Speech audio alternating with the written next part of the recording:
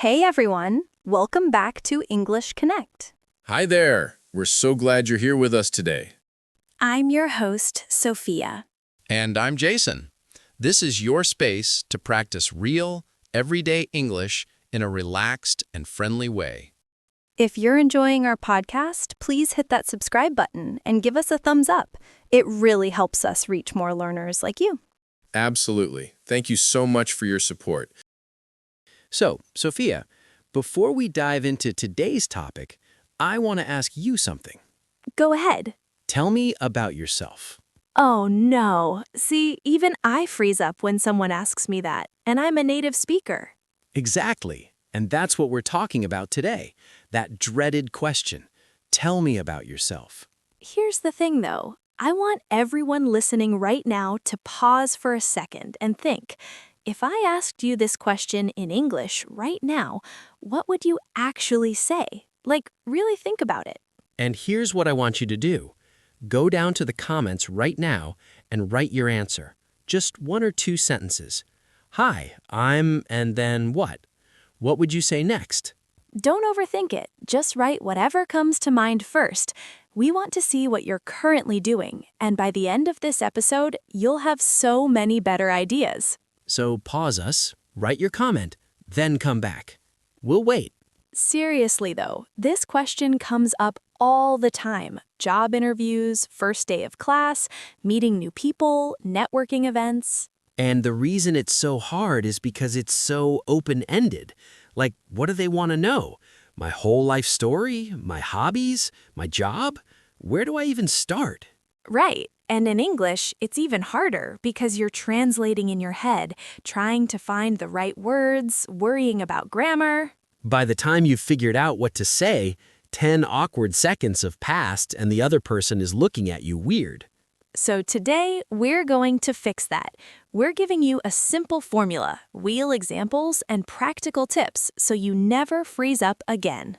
Whether it's a job interview, a casual conversation, or an English class, you'll know exactly what to say. Ready? Let's do this. Okay, Sophia, let's start with why this question is so challenging for English learners specifically. Well, first of all, in many cultures, talking about yourself feels uncomfortable. It feels like bragging or being self-centered. That's true. In some cultures, you're taught to be humble and modest, not to highlight your achievements or talk about yourself too much. But in English-speaking cultures, especially in professional contexts, you're expected to confidently present yourself. It's not seen as bragging, it's seen as being prepared and professional. Right. So there's this cultural gap where learners feel awkward about the whole thing, plus they're trying to do it in their second language. Exactly. And then there's the structure issue. In your native language, you probably have a natural flow for how you introduce yourself. But in English, you're not sure what order to put things in or what details matter. So let's solve that right now. I'm going to give you a simple formula that works in almost any situation. Ooh, I love formulas. They make everything easier. Okay, here it is. Present, past, future. That's it. Wait, explain that. What do you mean? When someone asks, "Tell me about yourself," you structure your answer in 3 parts. First, you talk about your present, who you are right now. Then you briefly touch on your past, what led you here. And finally, you mention your future, where you're heading or what you're interested in. Oh, that's smart. It gives you a clear structure, so you're not just rambling. Exactly. Let me give you an example. Imagine you're in a job interview. Hi, I'm Jason. I'm currently a marketing coordinator at a tech startup in San Francisco. I studied communications in college and spent 2 years doing social media management before moving into my current role. I'm really passionate about digital strategy, and I'm looking to grow into a leadership position where I can mentor junior team members. Perfect. See how that flows? Present, who you are now. Past, your background. Future, where you want to go. And it's only about 30 seconds. You're not giving your entire life story, just the highlights. That's another key point. Keep it brief. Most people make the mistake of talking way too long. Yes. When someone asks, "Tell me about yourself," They don't actually want your autobiography. They want a quick overview that gives them something to ask follow-up questions about. Think of it like a movie trailer, not the whole movie. You're giving them the highlights to spark interest. Love that analogy. Okay, so that's the formula for professional contexts. But what about casual situations, like you're at a party or meeting someone in a coffee shop? Good question. The formula still works, but you adjust the content. Instead of job-focused information, you might talk about your hobbies, where you're from, what brought you to the city. Can you give an example? Sure. Hi, I'm Sophia. I'm originally from Canada, but I've been living in Austin for about 3 years now. I moved here for work, but fell in love with the music scene. I'm actually learning to play guitar right now, which is both exciting and humbling. See, that's perfect for a casual setting. You're giving the person multiple things they could ask about. Canada, Austin, your work, music, guitar. Exactly. You're creating conversation hooks. Each detail is something the other person can grab onto and ask more about. That's actually a really important tip. End with something that invites questions or shows personality. Yes, don't just list dry facts. Include something interesting, maybe even slightly vulnerable or funny. Like in your example, you said learning guitar is exciting and humbling. That's way more engaging than just, I play guitar. Right, it shows personality and gives them an easy follow-up question. They might say, "Oh, how long have you been playing?" Or "What kind of music do you like?" Now let's talk about what not to do, because I think this is just as important. Okay, what's the biggest mistake people make?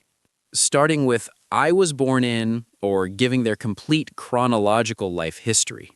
Oh my gosh, yes. I was born in 1995 in Seoul, South Korea. I went to elementary school at... No one needs all that unless they specifically ask. Right. The other person's eyes glaze over because you're giving them way too much information they didn't ask for. What else should people avoid? Being too modest or apologetic. Don't say things like, I'm not very interesting, but, or I'm just a student, or my English isn't very good, but. Oh, that drives me crazy. When people put themselves down before they even start, it makes the other person uncomfortable, and it frames everything you say negatively. Exactly. Just own who you are.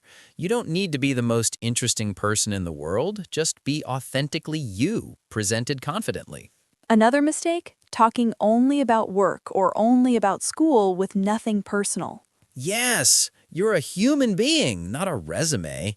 It's okay to mention that you love hiking or that you're obsessed with Korean dramas or that you have 3 cats named after Star Wars characters. Those details make you memorable and relatable. They give people a way to connect with you on a human level. Okay, let's give our listeners some specific phrases they can use. These are sentence starters that make it easier to structure your answer. Great idea. So for the present, you might start with I'm currently, or right now I'm, or these days I'm. For talking about your background or past, I studied, or I have a background in, or I used to, or before this I was. And for the future part, I'm really interested in, or I'm hoping to, or I'm passionate about, or I'm working toward. These phrases are like building blocks. You can mix and match them to create your own introduction. And here's a pro tip. Prepare 3 different versions of your self-introduction. Ooh, what do you mean? Have a 20-second version, a 1-minute version, and a 2-minute version. That way, depending on the situation, you can adjust. That's brilliant, because sometimes you need a quick elevator pitch, and sometimes you're in an interview where they want more detail. Exactly. Practice all 3 versions so you're ready for any situation. Okay, I want to address something that comes up a lot with my students. What if your life isn't that interesting? Like you're a student, you go to class, you study, that's it. What do you say? First of all, everyone has something interesting about them. But I get what you mean. You feel like your life is ordinary. Right, so what's the trick? Focus on your why, not just your what. Don't just say, I'm studying engineering. Say, I'm studying engineering because I've always been fascinated by how things work and I love the challenge of solving complex problems. See? That's so much better. The second version shows your personality and passion. Exactly. Or if you work as a barista and you feel like that's not impressive, don't just say, I'm a barista. Say, I work as a barista, which I actually love because I get to interact with so many different people every day. And I'm secretly a coffee nerd who's learning about different brewing methods. Now that's interesting. You've taken an ordinary job and made it engaging. It's all about how you frame it. What you do is less important than why you do it and what you get out of it. Another thing that helps, mention something you're currently learning or working on improving. It shows you're growth-oriented.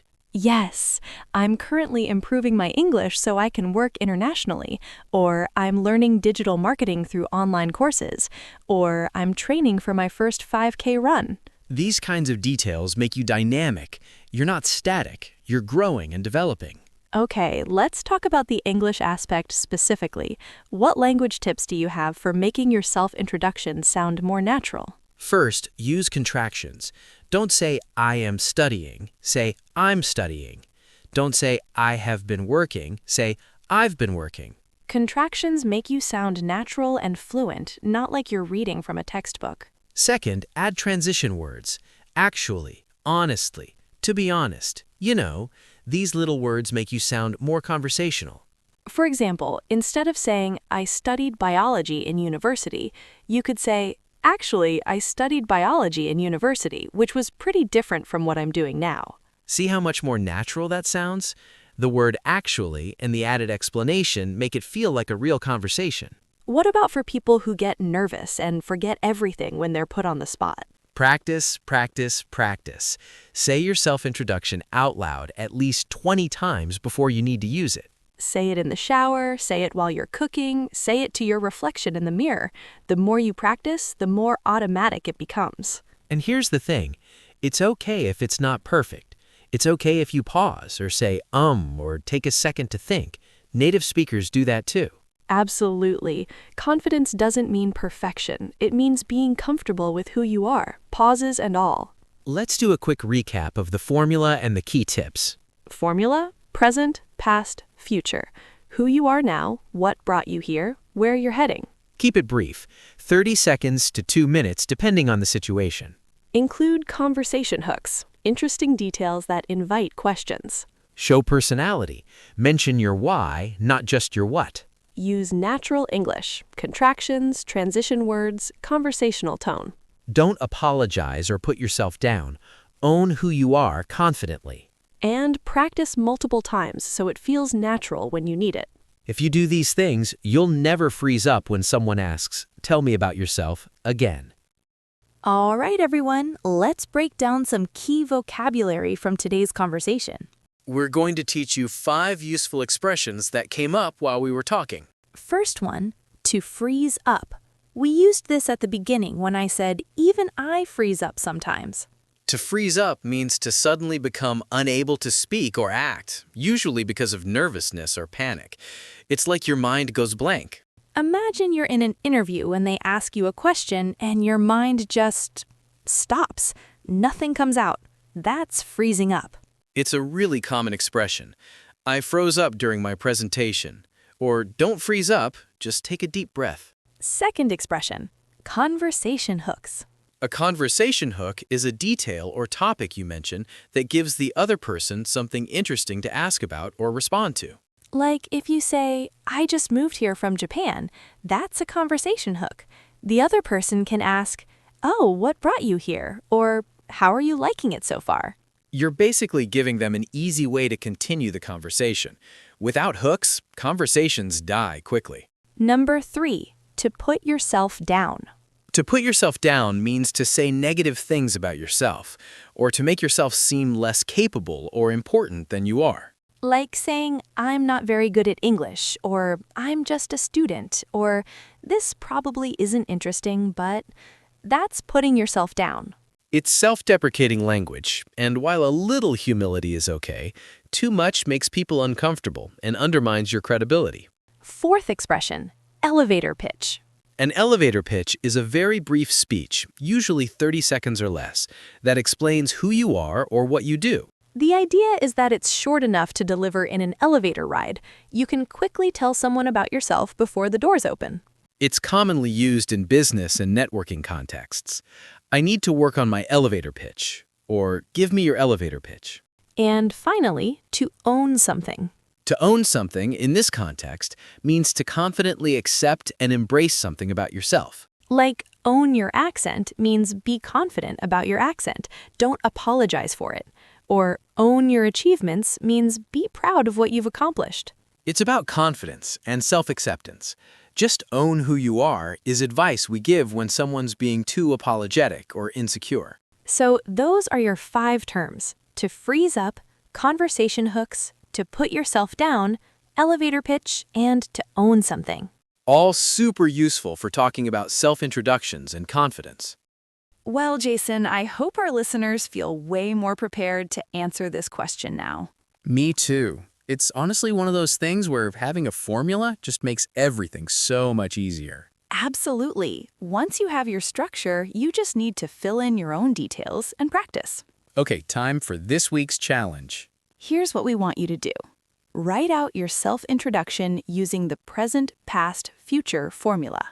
Keep it between 30 seconds and 1 minute. Then practice saying it out loud at least 10 times this week. And here's the important part.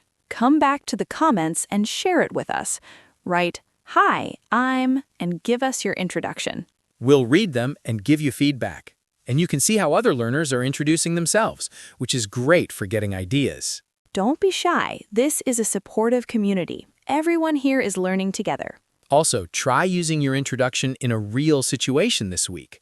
Talk to someone new, join an online language exchange, or just introduce yourself to someone in the comments of an English YouTube video. The more you use it in real life, the more natural it becomes. That's where the magic happens. And if you found this episode helpful, please share it with other English learners you know. This is one of those fundamental skills everyone needs. Subscribe if you haven't already. We create new episodes every week on practical topics just like this one. You know, Sophia, I think the biggest takeaway from today is that you don't need to be extraordinary to have a good self-introduction. Exactly. You just need to be clear, confident, and authentic. That's what people remember. So don't stress about being perfect or impressive. Just be prepared and be yourself. And remember, everyone, including native speakers, finds this question a little awkward sometimes. You're not alone in that. The difference is just having a structure and practicing it. That's literally it. All right, everyone, that wraps up today's episode. Thank you so much for being part of this community. Keep practicing, be confident, and remember, you're more interesting than you think you are. We'll see you next week with a brand new topic. Take care, everyone. Bye. Goodbye.